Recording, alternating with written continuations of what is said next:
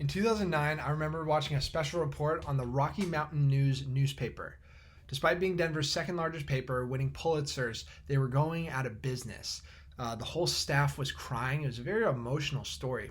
Now, 11 years later, it's not exactly breaking news that newspapers are really struggling, but Ben Thompson of Stratechery explains why better than anyone else. It has to do with the smiling curve. It's a term borrowed from hardware manufacturing.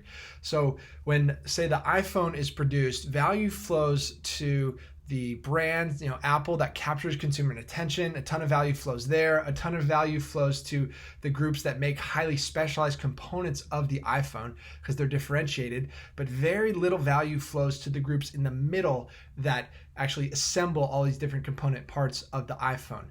And the same principles apply to publishing. So with media publishing nowadays, tons of value flows to small niche individual creators, right? Somebody, writing a very specialized Substack.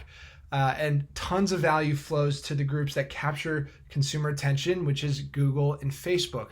But very little value flows to that middle. And newspapers are stuck in the dreaded middle of assembling different stories. And this is, something to think about in the internet age where the supply of media is nearly infinite.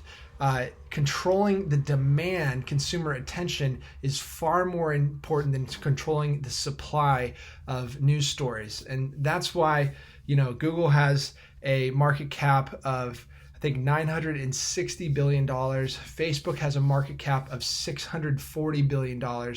And the New York Times, the paper of record in the United States, only has a market cap of $6 billion.